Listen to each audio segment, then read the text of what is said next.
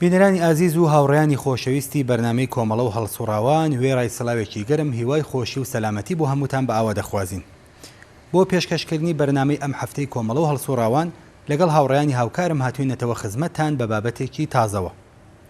ئازیزان بەرنامەی ئەم جارەمان تەرخان کردووە بۆ بڵاوکردنەوەی دیدارێکی ڕادیۆ دیالۆگ لەگەڵ هاوڕێ ئیبراهیمی عەلیزادە دەبیر ئەوڵی کۆمەڵە سەبارەت بە پەلاماری ئەرتەش و دەوڵەتی ڕەگەزپەرستی ئیسرائیل بۆ سەر لێواری غەزە. ئەم بابەتە بابەتێکی گرنگی ڕۆژ و دەنگدانەوە و کاردانەوەی جیهانیشی لێکەوتوێتەوە.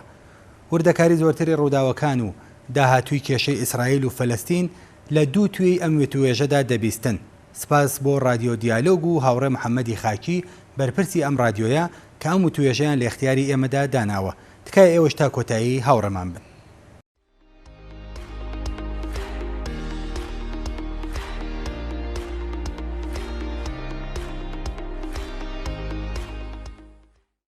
بینەران و بیسەرانی بەڕێزی ڕادیۆ دیالۆگ سڵاوتان ئەرز دەکەم بۆ وتوێژێکی تریش هاتووینەتەوە لاتان. چاوپێکەوتنی ئەم جارەمان لەگەڵ بەڕێز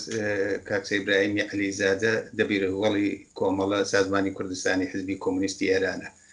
هەروەکو خۆتان ئاگدارن ماوەیە کە شەڕی ئیسرائیل و فلستین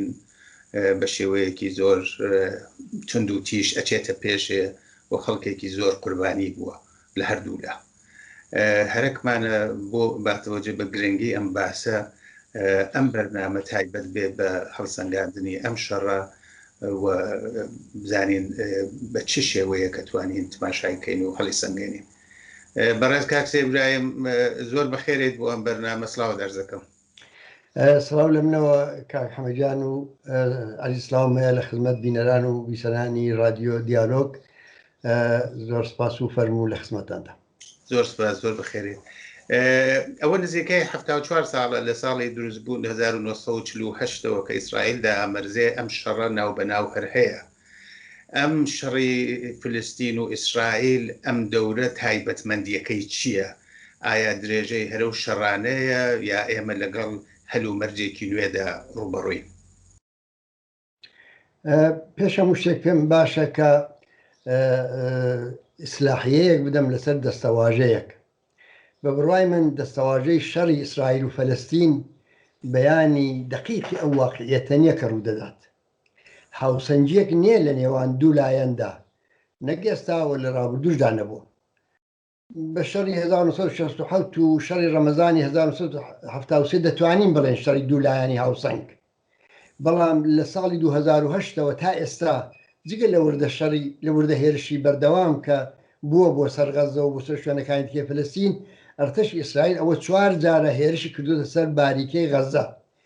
لە هەمووی ئەو ماوەدا هەرگیز هاوسەنجی هێز وا نەبووە کە هیچ کەس و بە تایبەت هیچ سیاسەتمەدارێکی فەلەستینیش لای وابوو بێت کە لەو شەڕەدا بە واتای شەڕ دەتوانێت سەرکەوتن بەدەستبێنێت.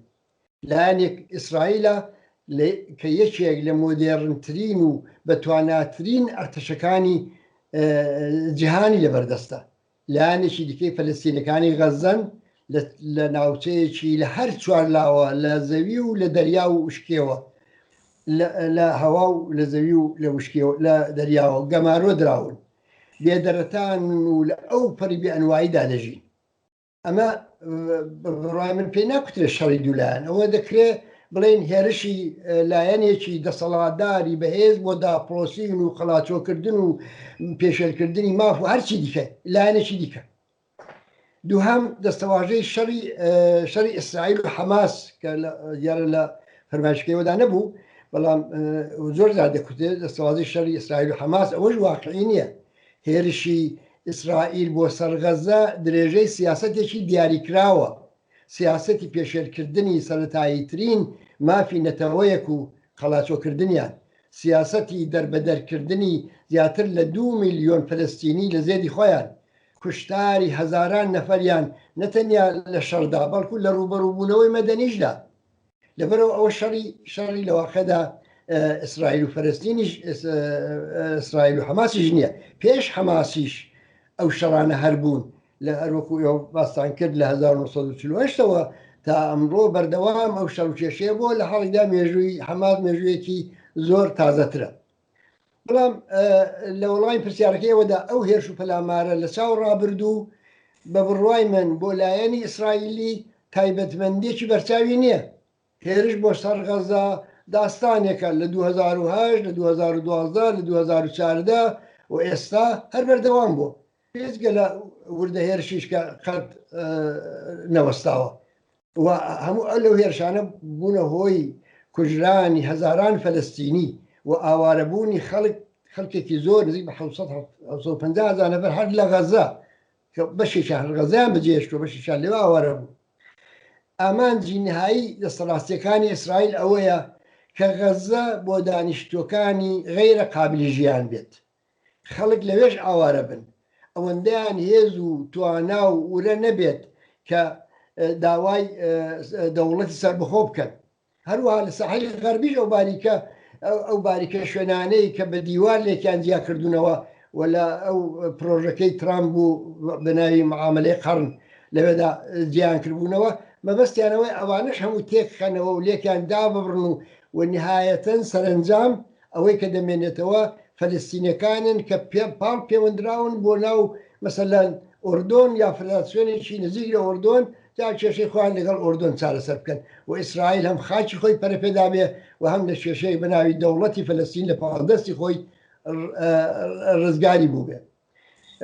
بەڵام سەرڕای ئەو واقعیەتانە دوو تایبەتمەندیش هەیە ئەلبەتە کە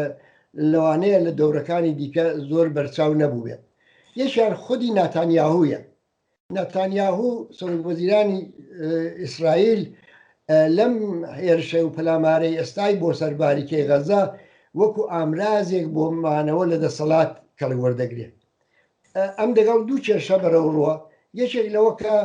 بیرۆڕای گشتی ئیسرائیل هەمووی دەستەڕاستی نییە، هەمووی پشتیوانی لە ناکە. ئەو دەیهەوێت ئەو بەشە لە بیرۆڕای گشتی ئیسرائیلیش وا بترسێنێ وانی گەرانیان کە لە حەماس و لە هەڕەشەکانی و لە نائەمنی و لە هەمووانە کە بچنە پاڵ ئەوە و مشکلاتی ڕێگای مانەوەی لە دەسەڵات بەرتەرەف بکەن. بێزگە لەوانە خۆشی پەروەندەیەکی گەندەڵی دارایی هەیە کە ئەگەر لە سەرۆکوەزیری دانەمێنێ و پەروەندەی دەکەوێتە کار و پەروەندەی بکەوێتە کار و مەسئولیەتی دەوڵەتیشی نەبێت لێ دەکۆڵنەوە و ئیتر هەموو پێشینەی سیاسەکەی چێژێ پرسیار لەبەرەوە وەکو کەسێکیش بە پشتیوانی ئەو هێزە دەستەڕاستیانەی کە هەوڵ دەدەن فەلەستینەکان لە شوێنەکانی خۆیان لە دەرکیان شارەکی فەلەستینی نشینیان لێدا بمەزرێنن ئەوەی شێخ جەڕاح یا ئەو هێرشەی کە لە ئەقسای مزگەوتیە لە قسا کردیان و بووە بە سەرچاوی ئەو تەنیشانەی ئێستا جگە لەوانە لەوەش کەڵ وەردەگرێ بۆ ئەوەی کە کولەن بیرڕای گشتی بێنێتە لای خۆی وە فعلەن لەو کێشەیە دەرباز بێ. ئەو یەک تایبەتمەندیە کە جەمبەی بەمانە شەخصی سیاسی هەیە. تایبەتمەندی دووە مقاومەتێکە کە لە ناو عەرەبەکانی ئیسرائیل لە ناو خۆی ئیسرائیل سەری هەڵداوە لە چەند شار. ئەم تێکەڵچوون و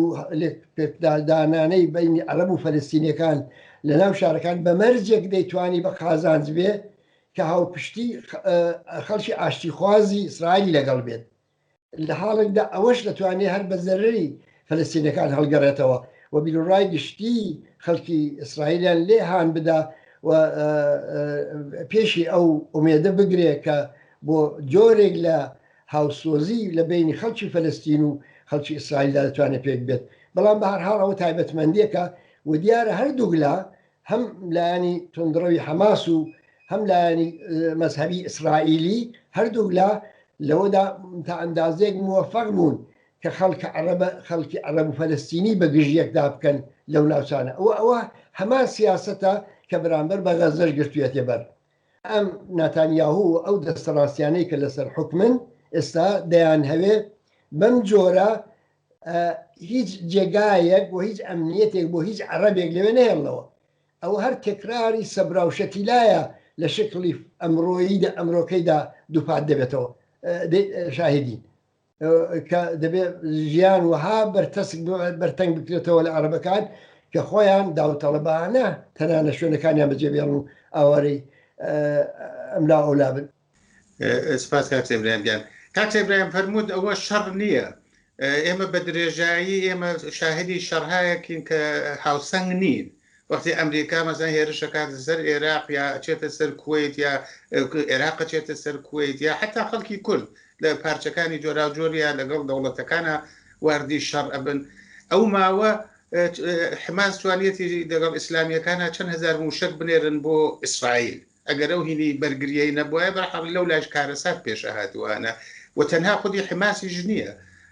کۆماری ئیسلامیە ئوردوغانە وهابیەکانن. بۆچی ئەوە بە شەڕ نازانیت؟ دەزانی ئەوانەی دیکەش ئێوە میسالیتان لێدا هەر شەڕ نەبوو بۆ مەعنا داپلۆسین بوو. مەسەڵەن وەختی ئەمریکا هێرش دەکاتە سەر ئەفغانستان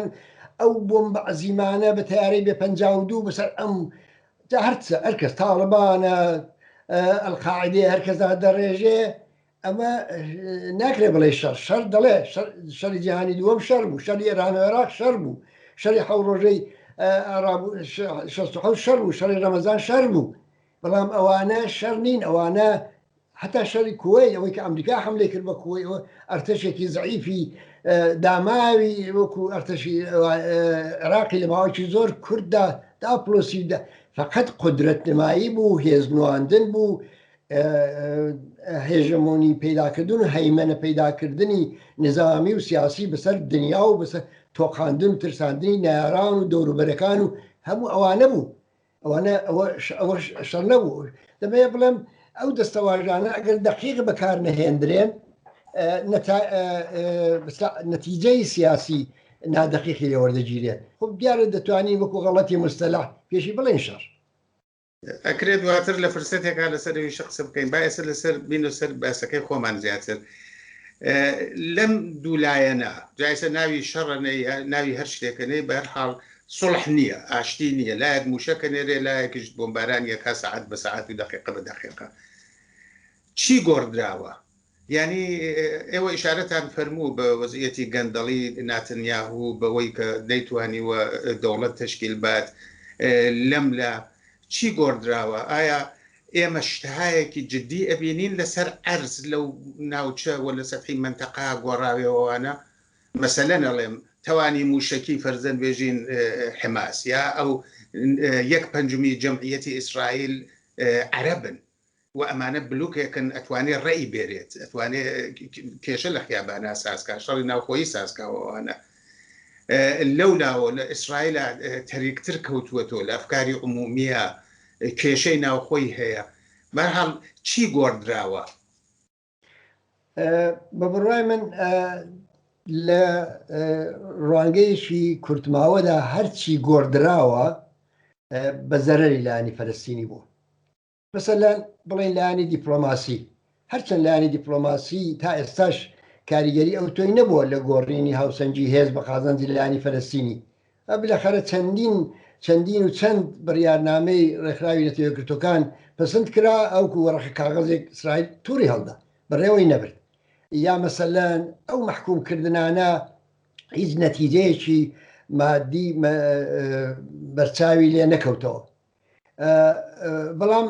لەم قۆناغی ئێستادا تەنانەت توان بڵم دیپلۆماسی بە زەرەری خەباتی خەڵکی فەلەستین کاری کردو نەگەر قازانجی نەبوو. جارێ هەڵوێستی ئوروپاییەکان لە چاو شەڕەکانی دیکەی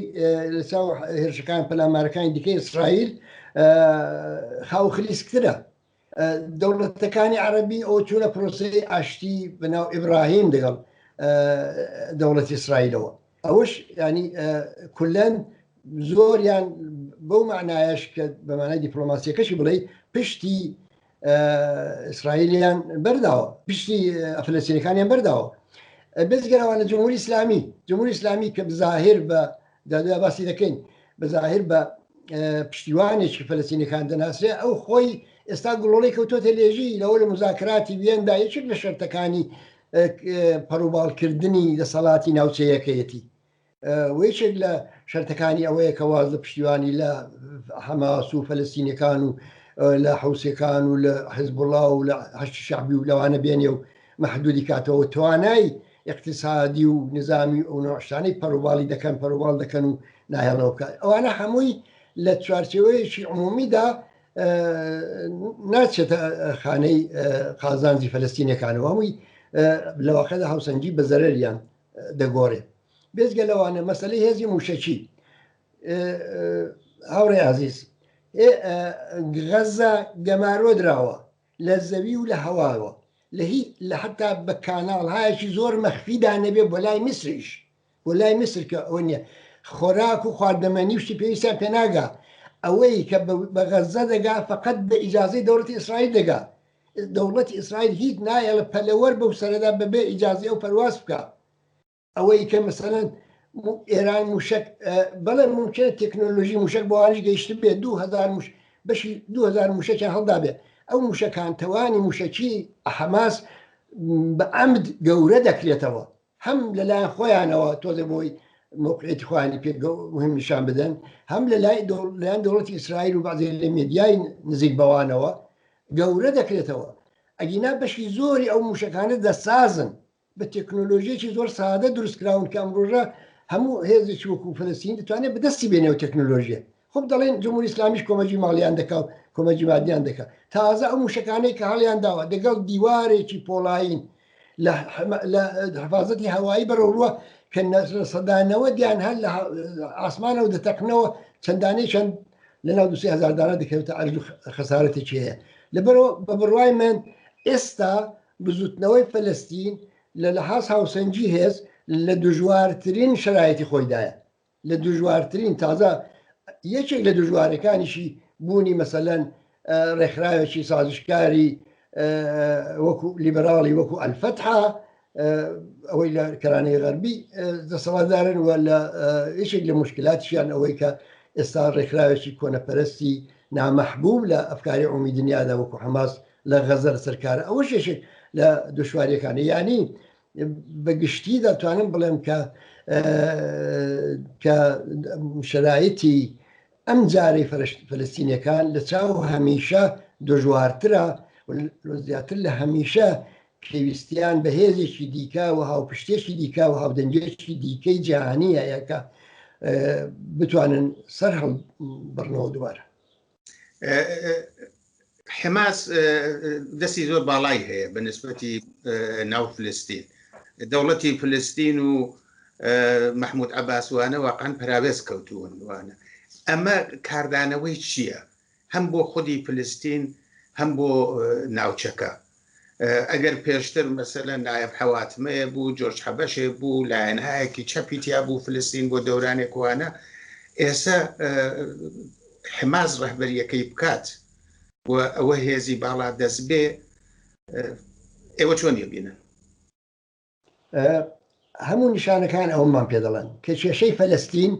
نە لە درێژەی سیاسەتی ئەمریکا بە مەعاملەی قەڕن و بە نازام ئەو نوع مزاکراتی کە ئەمریکا هیدایەت دەکات نە لە درێژەی سیاسەتی کۆماری ئیسلامی کە پێدا هەڵکوتن و فیشالکردن و بەکردەوە هیچ نەکردن و نە لەسەر دەستی هێزێکی کۆنەپەرستی وەکو حەماس چارەسەر نابێت ئەو وازەحە ینی ئەگەر قەرارە قسە لەسەر چارەسەری کێشەی فەلەستین بکەین ئەمانە هیچیان نە بازیشان نەویستی ئەوان هەیە و نە دەیانەوێت ئەوە چارەسەر بکەن و بازیشان نەتوانای ئەوان هەیە جارێ دەوڵەتی ئەمریکایە جارە پێی خۆشە کە وەکو ئێسقانێکی لای برین لەو منتەقەیەدا هەر بمێنێ تاکو بتوانێت بەرژەوەندەکانی خۆی پێداویم بکە ئەوە بەحسێکی دیکەیە کۆماری ئیسلامیە کە ئەسڵان ئەگەر ئەوەی بەدەستەوە نەبێ لە فەلەستین لە ڕۆژهەڵاتی ناوەڕاست یەکێک لە کۆڵەکەکانی بەسلا ئەوان فەریبی خۆی لە دەست دەدا هێزێکی وەکو حەماسیش کە ئەوان بۆیان ئەو فعلەن لە ئیدئۆلۆژی و لە بیرروبۆچوونیاندا نەتەوەی فەلەستین جگایکی ئەو تۆی نییە ئەوان ئومەتی ئیسلامیان بەلاوە مهمە لەبەرەوە ئەوانیش استعدادی ئەوان لە پرۆژەی ئەوانیشدا ئەوە نییە کە ئەمە چارەسەر بکرێت بۆیە هاوسەنگی هێز لە نێوان دەوڵەتی ئیسرائیل و فەلەستینیەکان لە ئاستێکدانی ئەوکو ئەرزمکردن کە بەهێزی خۆیان ئەویش لە نەواری غەزە بتوانن مافی دیاریکردنی چارنووس بەدەست بێن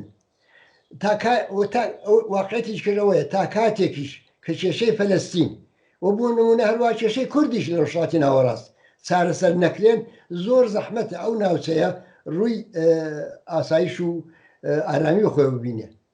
بەڵام ئیتر واقعەوەیە کە تاوجگای کە بەلایانی فلەستینی مەربوطە دەبێت بە وریایی و بە چاوکرایەوەی عمل بکەن لایەن لاسایکردنەوەی سیاسەتی دەوڵەتی ئیسرائیل و پەرەپێدانی نەفرەتی مەسەبی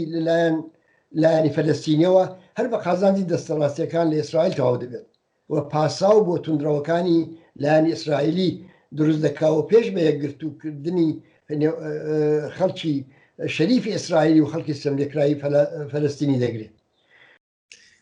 کاک سێبراهیم ئیسرائیل دیارە چوارمین ئەرتەشی گەورەی دنیاە وڵاتێکی زۆر بەهێزە لەباری اقتصادی و لەباری تەکنۆلۆژی و بە جەمعیەت کەمە بەڵام دەور و نەقشی زۆر جدیان هەیە لەسەر اقتصادی دنیا یەهودیەکان بەڵام ئەوەی کە ئەیبینین لە ئەفکاری عمومیە ئەوانی زەعیف بوون برێک لەم دەوڵەتانە واقعاً گیریان کردە لە غەربەوە یعنی وەختێک سیاست مەدارەکانیان دێن قساکەن حتا لە خودی ئەمریکا ئەو منتەقە وەکو جارانە و ئۆلۆویەتەی نییە حتا بۆم بایدن و ئەوانە پێدوانیە ئەوانیش ئەو قدرەتەی جارانیان نییە لۆبی هەیە ئەرتەشی هەیە خەڵکی هەیە بەڵام وەختێک لە کۆرۆنا لە ئوروپا فەرزەن بە سەدان هزار کەس دێنە سەر خیابان تازە لە وڵاتایەکی وەکو فەڕەنسا پێشیان پێگرنەوەوانە بە تایبەت جوان لە ناو جوانە زۆر وەزعیان هینتر بووە لاوازتر بووە بێگومان ناتوانێت ئیسرائیل نکۆڵی بکە یعنی خۆی دەرباسکە لەو هێرشە عەداڵەت خوازانەیەی جیهانی لە لەحاز مەعنەویەوە لەحاز ئەخلاقیەوە کە بەسەرەوەیتی و پێم وایە ئێمەمانان ئومێدەواریمان لەم بارەوە زۆرە چونکە ئیسرائیلیش گۆشەیەکە لە جیهانی پڕ لە زوڵم و ستەم و بێعەداڵەتی قەیرانەکانی ناوخۆی جیهانی سەرمایەداریش بەردەوام خەریکە قوڵتر دەبنەوە بەرامبەر بەم بارودۆخەوە بە تایبەت دوای کۆنتڕۆڵکردنی ڤیرۆسی کۆڕۆنا خەڵک دێتەوە سەر حسابڕەسیکردن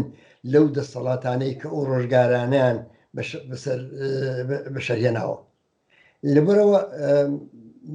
من نەکرد بۆ ئیسرائیل بەڵکە بۆ مەسئلەی کوردیش و بۆ زۆرێک لە کێشەکانی ئەوڕۆی عەداڵەتیکانی ئەمڕۆی دنیا هەر ئومێدم و هەمومان یعنی ئومێدمان بەو سەرهەڵدانەوەی عەداڵەتخوازی و ئینسان دۆستی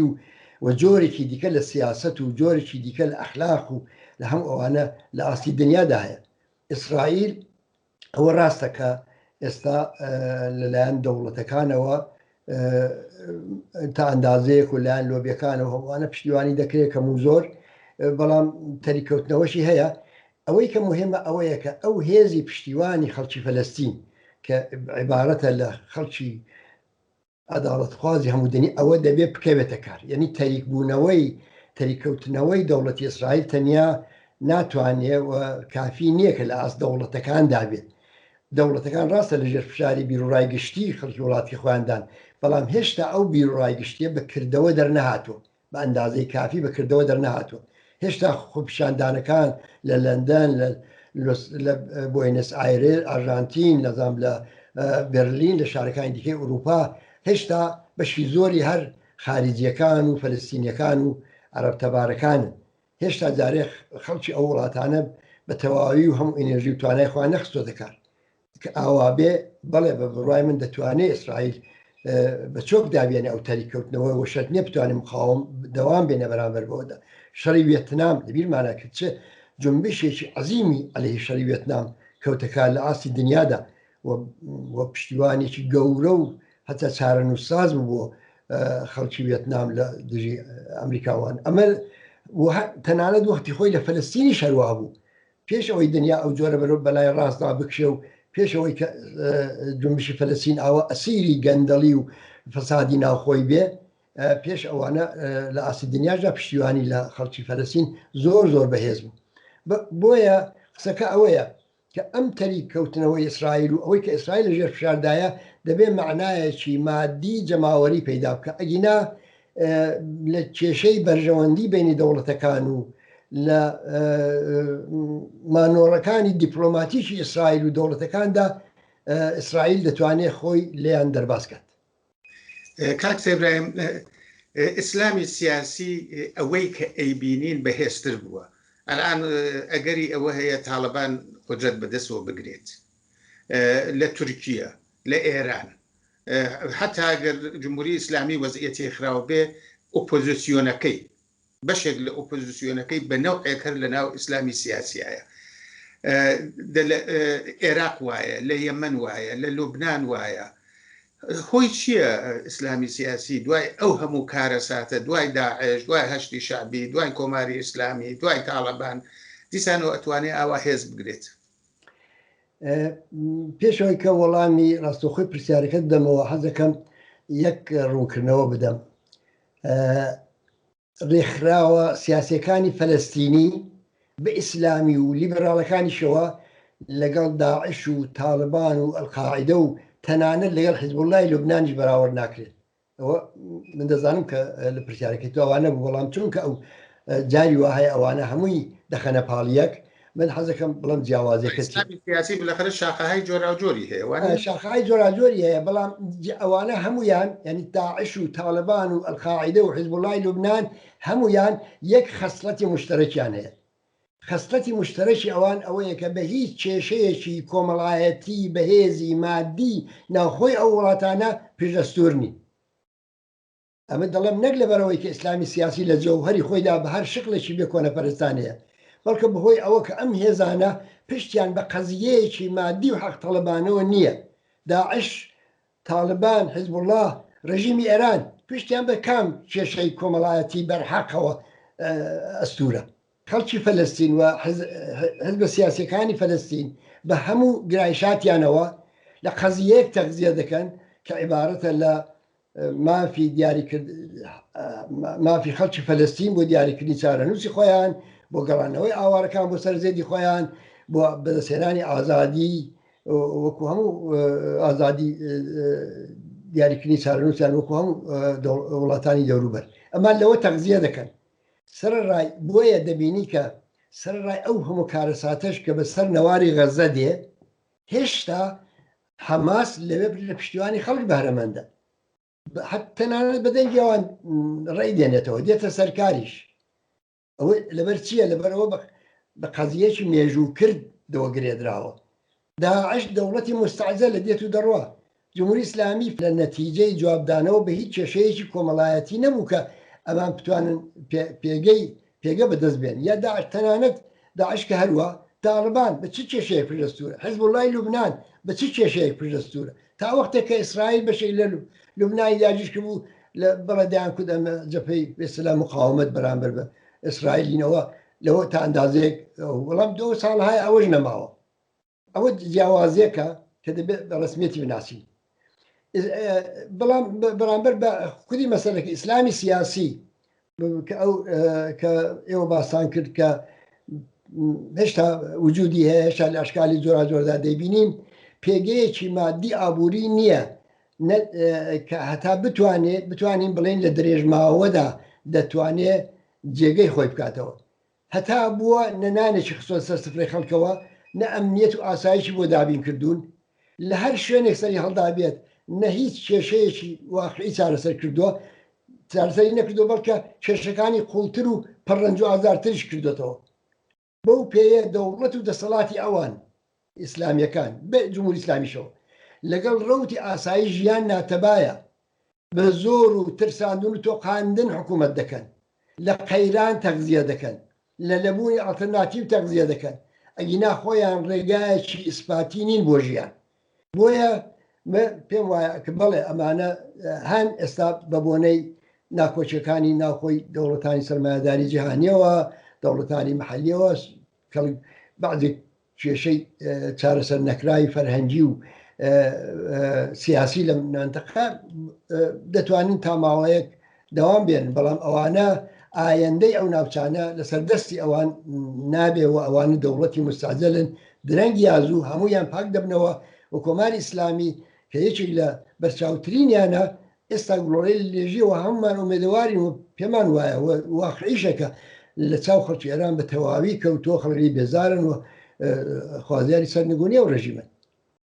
کاک سەیبرایان ببوورە ئێمە ساڵهایە هەرەڵێن ئەوان جێگەیان نییە بەڵام بە چاوی خۆمان شتەکە جۆرێکی ترە بینین ڕەوتەکە جۆرێکی ترە ئایا پێت وانە لێکدانەوەکانە عامڵی فەرهەنگ، عامڵی کولتور، عامڵی نەریت زۆر شت هەیە. مەسەلەن تاالبان تاقیق کراوە لە مەناتقێکات کە تاالبان هەیە ئەمنیەت زیاترە. ئێستا تاالبان کۆنەپەرستە، مرتەجع، هەموو ئەوانە بە جێگەی خۆی. بەڵام مەسەلەن ئەگەر فەسادەکەی کەمتر بێ، ئەگەر نوعی حاکمیەتەکەی لەوێ بتوانێت وە خەڵکەکەش مەسهەبی بن، مسلمان بن بەو مەعنا لەگەڵیانەکەوێ. ئایا وەختی ئەوە نییە ئێمە لەسەر پەنجە لەسەر شتایەکی تریشدا بنین هەر لە لای خۆمان؟ مەسەلەن شێخایەتی خەریب و تەواوە بوو، بەڵام ئێمە ئێستا بە چاوی خۆمانەی بینین کە جۆرێکی ترە، خەریکە جۆرێکی تری لێدێ. ئایا ئێمە شاهدی دوو ڕەوت نین؟ ڕەوتێک ئەوەیە کە جەنابتانە فەرموون، بەڵام ڕەوتێکیش واقعاً شتێکی ترە، ڕوو بەدواوەیە. بێگومان ڕەوتی ڕوو بەدواوەش هەیە، بەڵام ئەو تاالبانەی کە ئێمە دەیبینین ئەو تاالبانەیە کە منداڵە مەدرسەیەکانی مەدرسەی حوسێن سەید الشوهەدا قەتڵ عام دەکا. ئەو تاالبانەیە کە مەخنەعە و ئەزامچ بەسەر ژندادا، و تاالبانەیە کە دژی دەرس خوێندنی منداڵانی کەنیشکە ئەسا دژی مەدرسە و دانش و هەموو علمە. لەبەرەوە ئەوەی کە ئەمنیەت لەوێ زۆرترە ممکنە خۆ بۆ ماوەیەک چونکە خۆیان لەوێ تەقینەوە و تەقاندنەوە ناکەن، بۆ مانە ئەمنیەت هەبێ تا وەختێک مثلەن دەسەڵاتیان دەبێت. بەڵام ئێستا لەوێش ئێستاش لەوێ ژن لەژێر بۆ قەعدایە، ئێستاش لەوێ مەدرسەی کسانە قەدەغەیە. لەبەرەوە تا ئەو تاالبانە ئەمە باسی تاالبانێکی واقعی دەکەین یا باسی داعشێکی واقعی دەکەین. ئەمە تەسەووری ئەوەی کە خەڵک ببن بە پشتیوان جەماوەر، ببن بە پشتیوانی هێزێکی وەکو داعش، واقعاً من دەڵێم واقع بینانە نییە. ممکنە ماوەیەک سەر لێ شێواوی، شەڕ، داپلۆسی، بێدەرەتانی، ئاوارەی هەمووی ئەوانە خەڵک بەرەو بێتەفاوەتێک پێشەیە کە سەردانەوێنن بۆ دەسەڵاتێک، بەڵام ئەو بە مانای ئەوە نییە لێ رازین و ئومێدیان پێەیە. مەسەلەکە ئەوەیە کە ئەمە دەڵێم چونکە بە کێشەهایەکی سەتحی پێشدەستورن، چونکە دەوڵەت بسلا لە مۆقعێتایەکی کاتی کەڵی وەردەگرن، لە بحرانهایە کە دێن و دەڕۆن بەسەر وڵاتێک دادێ کەڵی وەردەگرن، ئەوە ڕژیمی عێراق دەڕوخێ، سەدام دەڕوخێ، بێسەرە و بەرەیەک پەیدا دەبێ، کێشەی بینی شیعە و سونی دەخڵقێ، لەوانە کەڵی وەردەگرن، لەوانە ڕیشیان لە ناخی پێویستیەکانی ئەساسی ژیاندا کە عیبارەتە لە ئەمنیەت و بەڕێچوون. ئەو دوو عنسورە ئەوە ناتوان دابینکەن، ئەمنیەت ناتوان دابینکەن، نیان کردووە و دەبینین لە ئێرانەوە بگرێت تا هەموو جگایشی دیکە بەڕێچوون و ژیانیش پرۆژەیەکیان نیە، نەخشەیەکیان نیە، معلوم نیە ئەوان وڵات چۆن ئیدارە دەکەن. تازە و جمهوری ئیسلامی دوای 42 ساڵ لە حاکمیەت تۆ بزانە مەسەلەن نەخشەیەکی جیاوازی ئیسلامی لەسەر ئەساسی دەوڵەت جامعی بێتە بەقەی تەوحیدی و قسانە توانیوە دابمەزرێنێ. بەرەوە من ناڵێم ئەوانە نین و ناڵم ناتوانن بژبن بۆ ماوەیەک، بەڵام ئەوانە ڕەوتی سەرەکی ژیانی جەمعیەتی کوردستان ئەگەر بڵێن 10 میلیۆن نەفەرە، 2000 نەفەری شمشیری بەدەستەوە گرت هاتن سەر سنوور، بڵێن 5000 نەفەر، بڵێن 10000 نەفەر، ئەخە 10000 نەفەر و 10 میلیۆن نەفەر بێکەوە بەراورد ناکرێن. لە شاری سەقز زیاتر لە 150,000 نەفر زۆرتریش جەمعیەتی هەیە، دەی لەو شارەدا 100 سەلەفی پەیدا هەر دەبێ، ئەوە ڕقمێکی زۆر نییە، یا لە شاری مەریوان یا لە هەورامان یا لە شوێنەکانی دیکە. ئەمانە متمەئینەن هەن و متمەئینەن لە کاتی خۆیدا دەتوانن مەترسیش بن لە ئێران لە هەموو جگایەکیش و نابێ نادیدەیان بگری. بەڵام مەسئلە ئەوەیە کە کامیان لەگەڵ ڕەوتی بەرەو پێشچوونی ژیانی ئینسانە و کامیان لە بەرابەریدا و لە دژیدا لە دژ ڕاوەستاوە. زۆر سپاس کاک سەیبراهیم. کاک سەیبراهیم هەڵبگەڕێمەوە سەر مەسەلەکەی ئیسرائیل و فلستین لە رابطە لەگەڵ کوردستانە. ئەوەی کە لە سوشیال میدیا، ئەوەی کە لە میدیا، ئەوەی کە ئەی بینین یا بە تەلەیفۆن یا لە کۆڕ و کۆمەڵەکانە ڕەنگەداتەوە، تقریباً دوو بەرەیە. بەرەیەکی ئەڵێ ئێمە ساڵهای ساڵ یەکتەرەفە لە خەڵکی فلستین دفاعمان کردە و ئەوان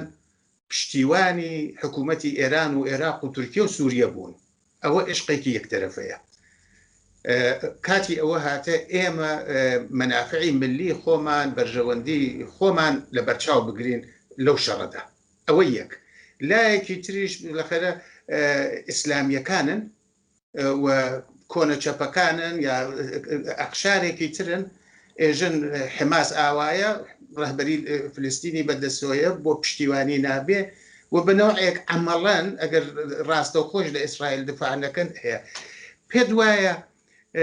بۆ چوونی دروست هەڵویستی دروست بۆ خەڵکی کورد ئێستا و بەتایبەت لە ڕۆژهەڵاتی کوردستان ئەگەر ئێمە قسە بکەین چییە بە چه خاڵهایەک و پێوەرهەیەک تماشا بکەن تاو جێگایی کە بە خەبات لە دژی ئیسلامی سیاسی مربوطە کە خەباتێکی مهم و جددیە کەسێک دەتوانێت لەو خەباتەدا جددی بێت کە لە پشتیوانیکردن لە مافی عادلانەی خەڵکی فلەستین و لە هەڵوێستی ڕۆشن بەرامبەر بە دەوڵەتی مەسەبی ئیسرائیل کەمی نەهێنابێ یعنی ئەگەر کەسێک دەعا دەکا کە دژی ئیسلامی سیاسیە دەبێت پێش هەموو شتێک و بەبێ هیچ قەید و شەرتێک و بەبێ هیچ ئەمە و ئەگەرێک پشتیوانی ئەو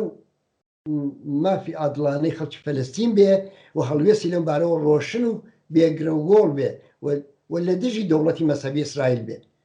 لەوەدا کەمی نەهێنابێ ئەنی ئەگەر تۆ ئاوات هەڵوێست گرت جا ئەو وەختە دەتوانین هەنگاوی دووەم هەڵێنیەوە یعنی دەتوانین لە دژی ئیسلامی سیاسیش قسەکەت ڕەوایی هەبێت ئێمە لەگەڵ ئەو جۆرە هەڵوێستکردانە نین کە لە ڕاگەیانێکی چەند پاراگرافیدا هەوڵ دەدات هاوسەنگی ڕابگرێت هەر لایەنەی بەشی خۆی پێ بدات و بەڕواڵەت وجدانی خۆی ئاسوودە بکات مبارزێکی سیاسی ئەولەویەتەکان و زەمان و مەکانی هەڵوێستەکانیشی لە پاڵ ئوسول و پرەنسیپەکانی لە بەرچاوە ناتوانانی ینی ئەگەر قسە لەسەر ئزهاری نەزەرێکی جەنەت مەکانی نییە بەڵکە قسە لەسەر مبارزێکی سیاسیە دەبێت هەم ئەولەویەتەکانە لە بەرچاو بێ هەم زەمان و مەکانی قسەیەک کە تێیدا دەکەی و هەڵوێستێک کە تێیدا دەگری لە پاڵ ئوسول و پرەنسیپەکان تۆ لە کاتێکدا کە بم جۆرە غەزە ئاوا بەسەر دانیشتوانی بە منداڵ و ژن و گەورە و بچووکەوە وێران دەکرێت لە وەختەدا بیری ئەوە بکەوێەوە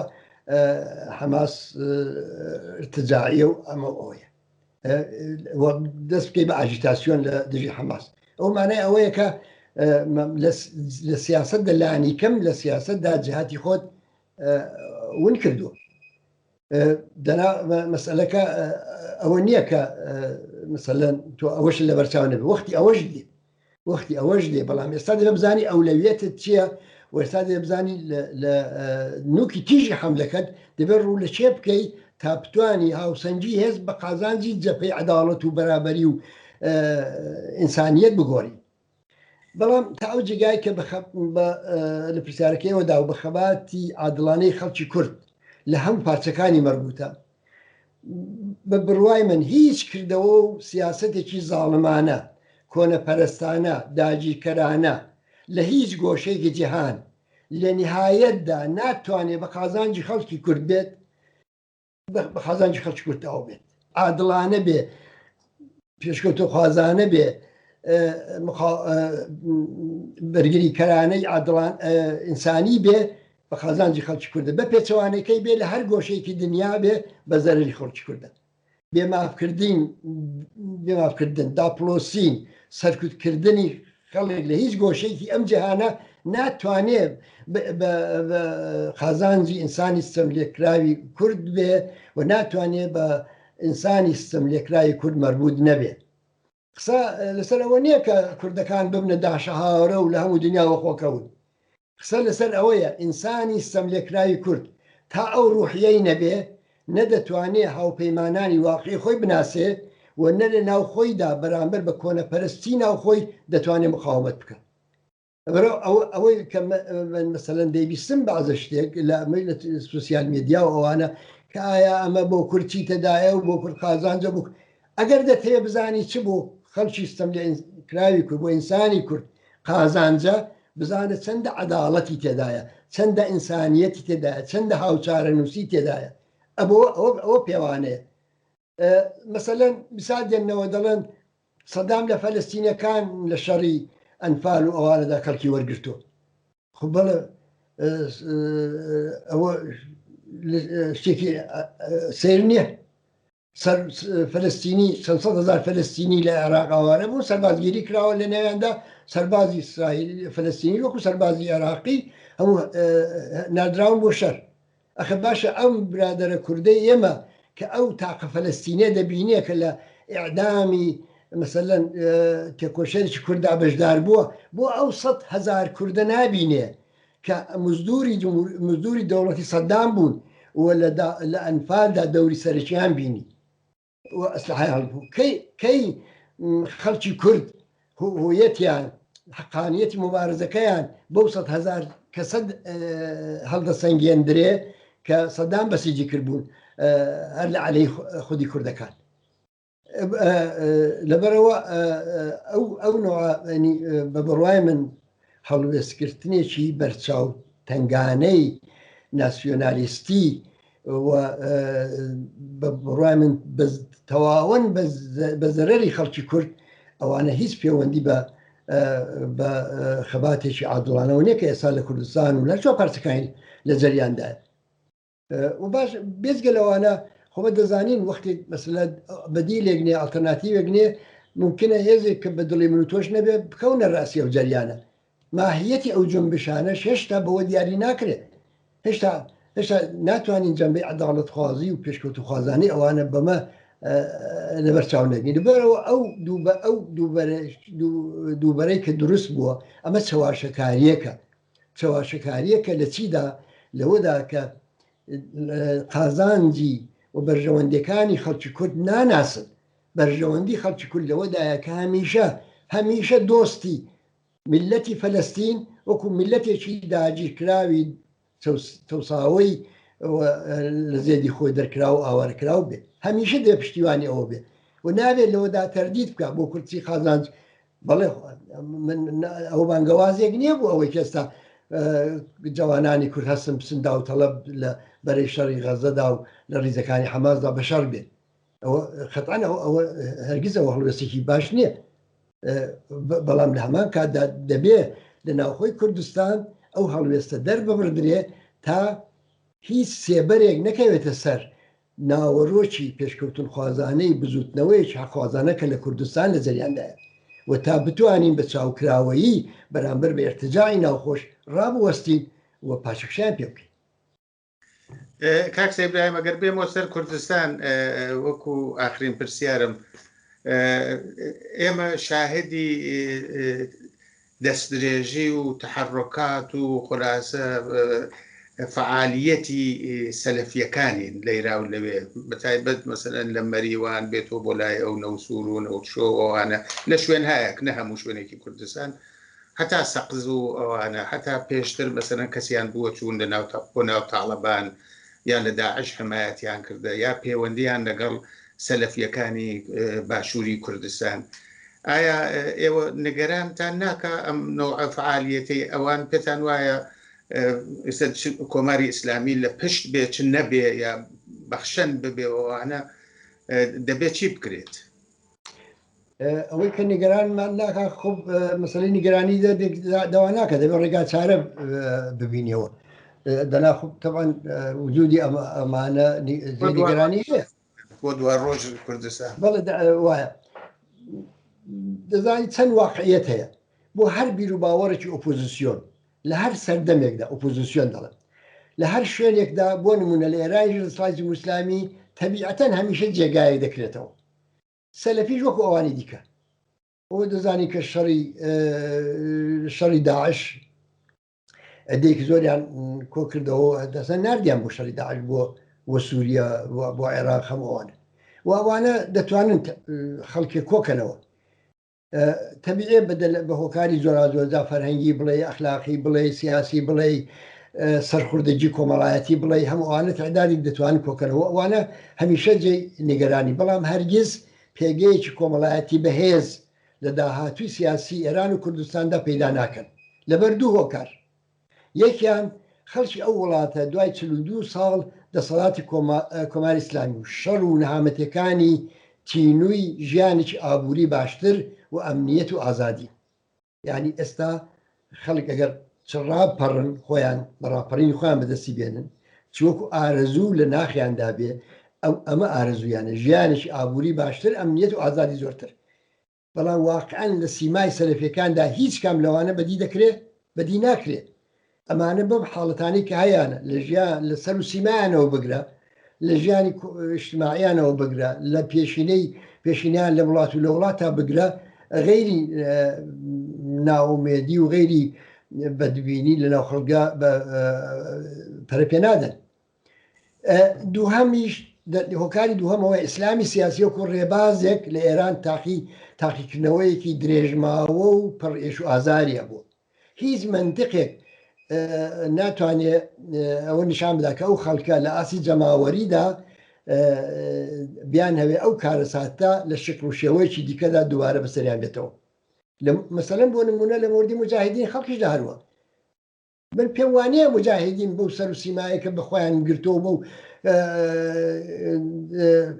مەقنە ئەو حجابی ئیسلامی و بۆوانە بەو ئەدەبیات و فەرهەنگی کە بەکاری دەبن ئەمە پێگەیەکیان لە ئێرانێکدا بێ کە 42 ساڵە هەر بەدەست ئەو فەرهەنگە و ئازار دەبینێت بۆ سەلەفیەکانی شەروە. بەڵام واقعەتێکی کە هەیە ئەوش ئەوەیە کە لە کاتی بحراندا لە کاتی نەبوونی ئالتەرناتیوی دیکەدا لە کاتی بێتەفاوەتی جەماوەردا خب ئەوانە سەر هەڵدەدەن و چونکە سازماندراویشن چونکە معمولەن باش خۆیان ڕێک دەخەن تەجربەشیان هەیە دەتوان تەب بدەنە سەر جەماوەر و بە زۆر حاکمیەتیان بەسەردا بکەن. بەڵام ئەوە تا وەختێکە کە ئەو جەماوەرە بێدەنگ بێ بەڵام جەماوەر ئەگەر وە خەبەر بێ ئەگەر تەکانی بخوا ئەوانە هەمووی دەخاتە حاشیەوە. کاک ئیبراهیم کۆماری ئیسلامی وەکو سەرچاوەی ئەسڵی هەموو ئەو نەهامەتیانەیە حەدیەقەل لە دنیای شیعە بەشی سنیش لە تاڵبانیش دفاعەکە لە ئەلقاعدەیشی ئەکردووانە و ئەیکاتوانە ئەو شەواهێدەکە هەیە ئەو دەستی لە هەموو ئەم شتانە هەیە وانە؟ وە بە بڕای من جمهوری ئیسلامی دەستی لە هەموو ئەوانەدا هەیە و تا ئەو بە ڕوخانی جمهوری ئیسلامی پشتی هەمویان دەشکێت. ینی ئەوە بزانە کە ئیسلامی سیاسی کە لە ئێران تێک بشکێ و زۆر ئومێدیش هەیە بەوە و دنیاش چاوەڕێی دەکات هەر وەکو چۆن بەهاتە سەرکاری لە هەموو ڕۆژهەڵاتی ناوەڕاست پەرەی بەوڕۆتەدا لە نێو سونی و لە نێو شیعەدا بە ڕووخاندن و لە ناوچوونیشی ئەم ڕەوتە بە تەواوی ناڵم لە بین دەچێت چونکە زۆر هۆکاری کاتی و گوزەرا هەیە کە ممکنە مای بەردەوامانەوەی تاماوەیشان بێ بەڵام ئەوە هەمویان گوڵۆڵیان دەکەوێتە لێژی وەلێک لە دوای یەکتر سەرنگون دەبن و پێم وایە شۆڕشی ئایندەی ئێران شۆڕشێکی ئەگە شۆڕشێکی کۆمەڵایەتی پێشوتوخوازی سکۆلاری بەهێز بێ وەکو تەویلەکەی ئۆرژیاس خاوەرمیانە لە هەموو کەسافتانە دەشواتەوە. زۆر سپاس کاک ئیبراهیم گیان من پرسیارێکم نییە ئایا شتێک هەیە کە من پرسیویەوە پێتان خۆش بێ باسی کەن؟ بەڵێ من پێم وایە خاڵێکی گرنگ هەیە کە لە ناو قسەکانی مندا نەبووشا دەمتوانی لە وەڵامی پرسیارەکاندا باسی بکەم بەڵام ئەویش مەسئلەی کۆماری ئیسلامی و حەماس و ئەوانی دیکە کۆماری ئیسلامی دۆستی خەڵکی فەلەستین نییە و دۆستی خەڵکی فەلەستین نەبووە بەکردەوە نەبووە یعنی لە ڕۆژی ئەوڵەوە کاتۆتە سەرکار تا ئەمڕۆ سیاسەتەکانی کۆماری ئیسلامی زەربەی لە قەزیە فەلەستین داوە تەوازنی هاوسەنجی هێزی نەک بە قازانجی خەڵکی فەلەستین نەگۆڕیوە بەڵکە بە زەرەری ئەوان تەواو بوو. جارە پێش هەموو شتێک لەگەڵ ئیسرائیل بەبێ ئەوەی تەوافقێکی ڕسمیان هەبێ دەستیاندا دەست یەک و پێکەوە حەماسیان دروست کرد. حەماس بوو بە ئیسلاپوازێک لە سازمانی ئازادی بەخشی فەلەستین. دەوڵەتی ئیسرائیل پێی وابوو کە تەنیا بە دروستکردنی کێشەیەکی ناوخۆ لە ناو سازمانی ئازادی فەلەستین کێشەیەکی بەهێزی ناوخۆ کە پشتی بە ئاین و ئیدۆلۆژیەکی دیاریکراوەشەوە بێ دەتوانێت ڕێکخراوی ئازادی بەخشی فەلەستین و یاسە عەرەفات و بەرەکەی ئەوان تەزیف بکە کە فعلەن ئەوان لە ئاستی دنیادا مەقبوڵیەتێکیان پەیدا کرد بوو پشتیوانیشیان هەبوو. جمهوری ئیسلامی و ئیسرائیل لەوەدا هاودەست بوون لە پێکێنانی حەماسدا وە لە تەقویەتکردنیدا. وەختێک حەماس پێدەگا وەختی حماس تۆزە خۆ دەگرێ و بەهێز دەبێت اینجا جمهوری ئیسلامی هەوڵ دەدا بۆ ئەوەی کە حماسیش تەزیف بکە جیهادی ئیسلامی لە پاڵدەستی شین دەکاتەوە لە ڕێگەی جیهادی ئیسلامیەوە هەوڵ دەدا سیاسەتەکانی خۆی بەرەوە بەرێ لەبەرچی لەبەرەوەی کە حماس هەوڵ دەدا پەیوەندیەکانی خۆی دەگەڵ دەوڵەتانی دیکە عەرەبی ئاسایی کاتەوە لە هەندێک لە وڵاتانی عەرەبی یارمەتی وەرگێت ئێستا هەموو دنیا دەڵێ موشکی جمهوری ئیسلامی بە ئیسرائیل دەندرێت کەوان نییە بەڵام کۆماری ئیسلامی خۆی شانازی پێوە دەکات تەبلیغاتی پێوە دەکات وا دەنوێنێ کە گۆیە ئەوە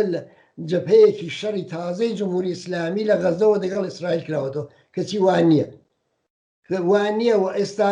ئێستا هەر کۆماری ئیسلامی لە ویەن خەریکی سازانە لەسەر بەرژەوەندی خەڵکی فەلەستین لە پێناوی زیندوکردنەوەی بەرجام یا لە پێناوی تەوافقا دەگەڵ ئەمریکاوانە خەریکی بەدێوبستانن من ناڵم چەندە نەتیجە دەگەنەوەوانە